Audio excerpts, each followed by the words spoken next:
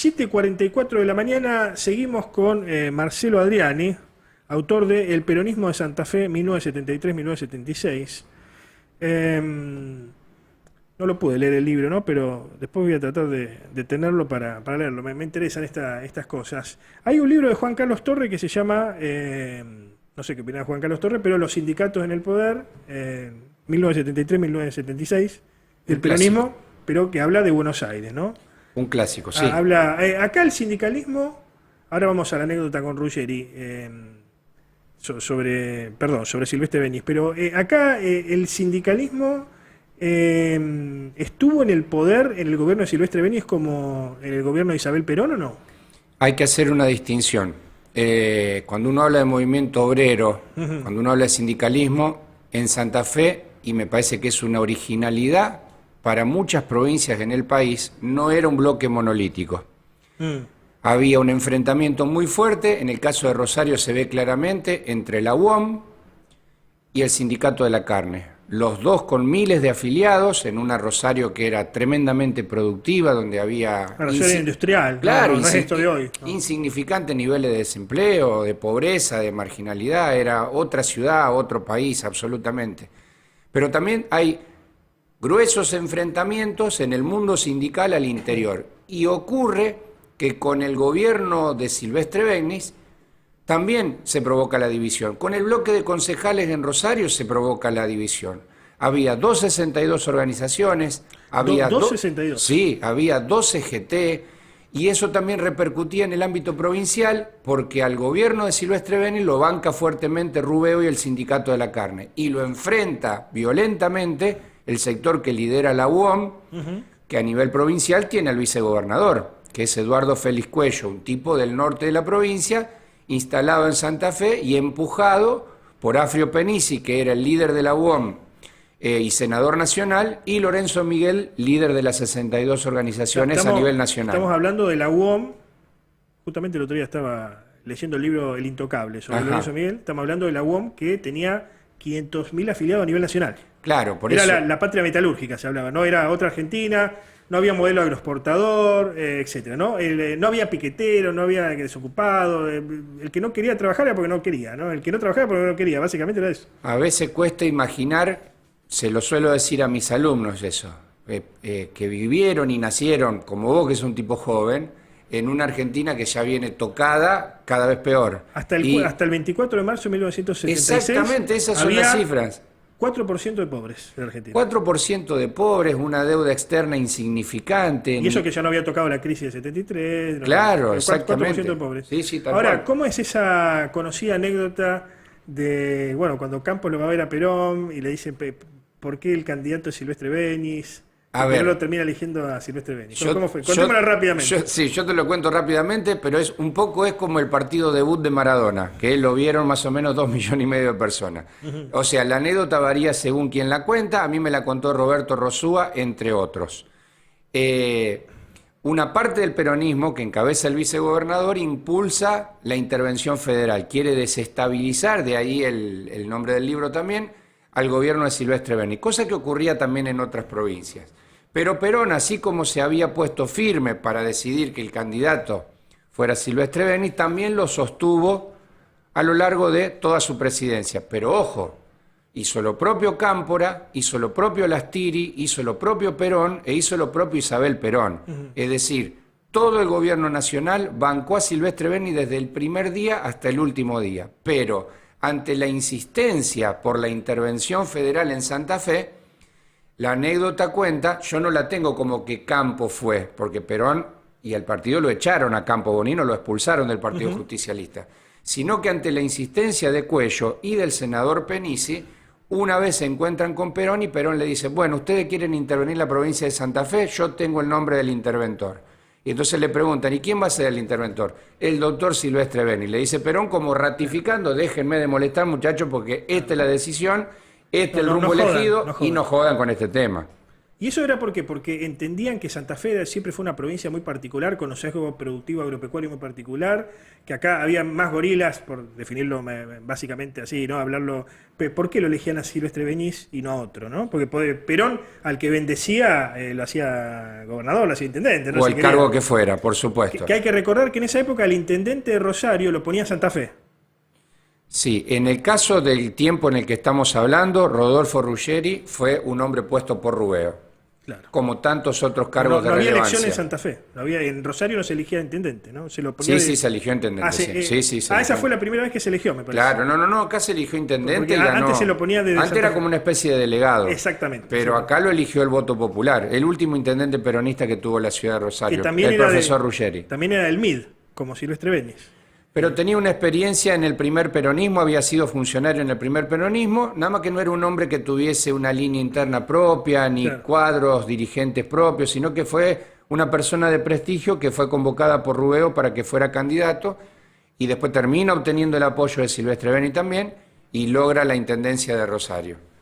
Me había dicho la pregunta anterior. No, lo de esta anécdota. ¿Por qué Perón lo banca Silvestre Beñiz cuando podría haber marcado a otro? Bueno, ¿no? Incluso un antiperonista como Silvestre Beñiz. A mí me parece que lo que buscó Perón para el caso santafesino era, en base a los antecedentes del peronismo de Santa Fe, interesante para verlo en perspectiva histórica, de muchísimo internismo, de muchísima división, y es interesante mirar por qué. Yo creo que Santa Fe es una provincia tan grande, tan diversa, tan desigual, tan diferente en lo productivo, que eso también terminaba derramando en lo político. Y esas diferencias hacían que hubiera un internismo que a Perón no le terminaba de cerrar. Claro. La fórmula de verdaderos y legítimos peronistas, como indudablemente eran Campos Bonino, a Perón no le cerraba.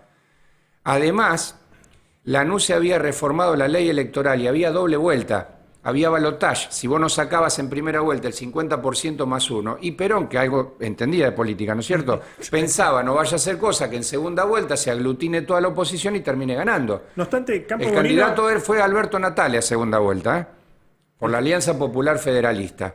Él es el derrotado en segunda vuelta por Silvestre Beñiz, que lo aplasta en segunda vuelta con el 62% de los votos, pero hizo una gran elección, lo que a nivel nacional era Manrique y Martínez Raimonda. Que después Natale va a terminar siendo intendente del gobierno de facto en Rosario. Exactamente. Claro, ahora Campos Bonino hicieron una patriada y fueron igual a la elección sin plata. Sacaron muchos votos, para ir sin plata, digamos. Un diputado provincial de esa lista 9 del Partido Justicialista. ¿Cuántos votos sacan? Sacaron 162.000 votos en la provincia y obtuvieron 2 diputados nacionales, 2 senadores provinciales, 7 diputados provinciales. Excelente. Ganaron la intendencia de Pérez, de Arroyo Seco y de Villa Constitución, ubicaron gran cantidad de concejales y presidentes comunales a lo largo de la provincia. O sea, hicieron una muy destacada elección, porque así como vos decís, sin un mango, no es solo sin un mango, en contra de la decisión de Perón. Claro. ¿Y Silvestre Beñiz cuántos votos saca para Silvestre Beñiz saca 400 y pico de mil votos en primera vuelta y más de 600.000 para la segunda. Y saca el 62% de los votos. O sea, se terminó dando lo que Silvestre decía que iba a ocurrir.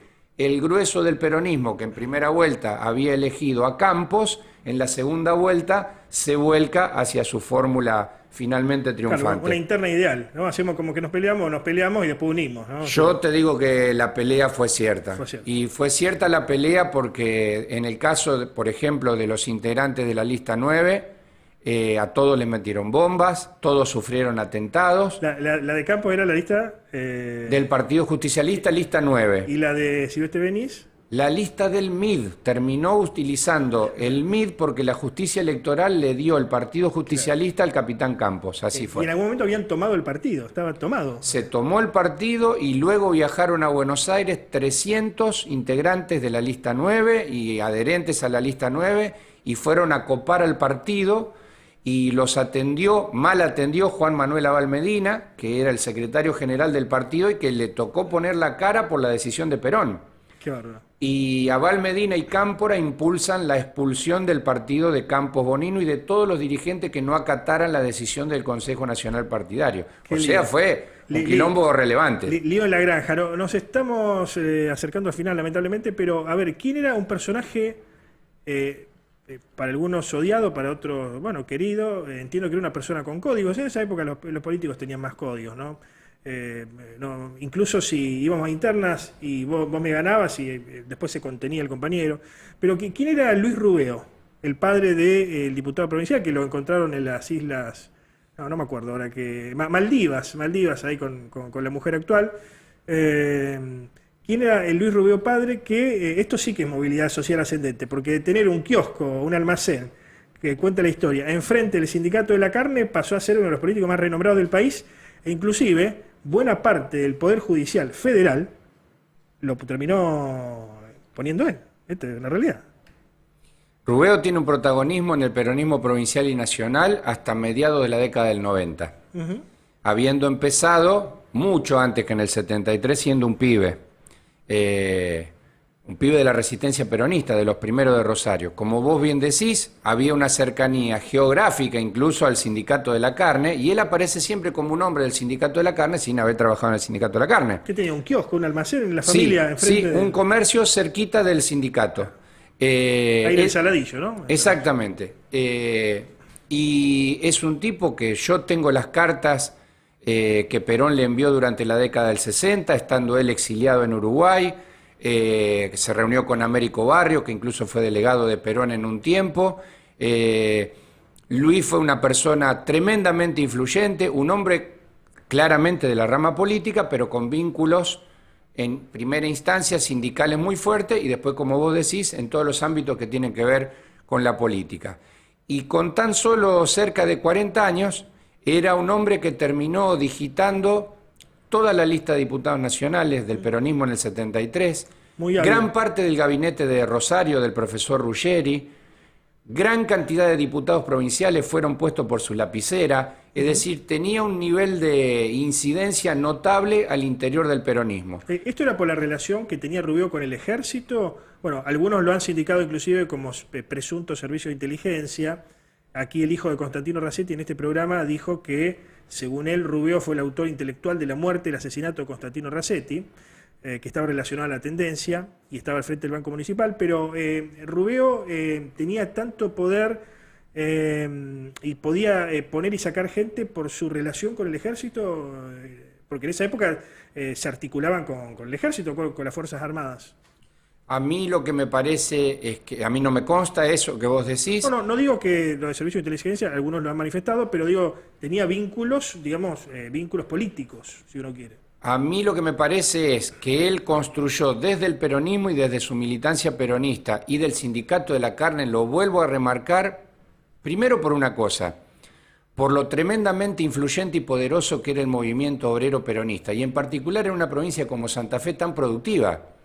Cuando uno piensa que había cerca de 10.000 trabajadores de la carne solamente en la ciudad de Rosario y Pueblo Nuevo, eso también termina derramando en lo político, es decir, era muy fuerte, era uno de los dos sindicatos principales de la provincia de Santa Fe. Entonces, quien fuera representante de ese sector ya de por sí tenía mucho peso al interior del partido. Y después están lo que yo podría denominar habilidades personales. Es decir, era un tipo muy destacado, muy vivo para la rosca. Muy buena oratoria, muchos pensaban que era abogado, pero no había terminado. No, claramente, no había terminado la secundaria, Luis. Y desde el lado del silvestrismo, Roberto Rosúa era el operador político, y del lado del peronismo, Luis Rubeo. Hay que decir que un sector lo enfrentaba terriblemente, y de hecho, el último año de presidencia de Isabel Perón lo encuentra a Rubeo y a Enrique Osela Muñoz, otro diputado nacional oriundo de Santa Fe, fuertemente enfrentado con la presidenta que va a ser derrocada el 24 de marzo del 76, y se constituyó en uno de los principales cabecillas de lo que se llamó el antiverticalismo. Creo que desde ahí surge alguna idea de relación con parte del poder militar que va a terminar derrocando a Isabel. Probablemente ese sea el origen de ese análisis, de ese vínculo antiverticalista que después termina provocando el golpe. Muy interesante, muy interesante. Podríamos hacer varios programas, pero no nos va a alcanzar el tiempo. Seguramente fueron 3 años, pero pasó de todo en esos 3 años. Y ya me está adelantando que se viene una parte, luego otro libro sobre los 80. Acá vamos a mostrar el libro, si se puede, Loa. Enfocamos en la cámara. El peronismo Santa Fe, Marcelo Luciano Adriani, Frentismo, rupturas internas y desestabilización institucional. ¿Cómo lo consiguen? ¿Cómo se consigue el libro? Bueno, en principio en mi página de Face y de Instagram están teléfonos, correos, y explico por qué. Porque quien editó el libro es de la provincia de Córdoba. En esta instancia de los primeros meses de edición, el libro para toda la gente que vaya de Rosario a San Nicolás, yo lo vendo y lo entrego de manera personal, por eso la posibilidad del contacto. La gente que viva más lejos de esta zona, entre Rosario y San Nicolás, lo puede adquirir online en la página de Tinta Libre Ediciones, en su página web, donde se puede comprar y después te llega Mercado Libre y ese tipo de cosas. Muchas gracias, Marcelo. Al contrario, muchas gracias a vos, Antonio.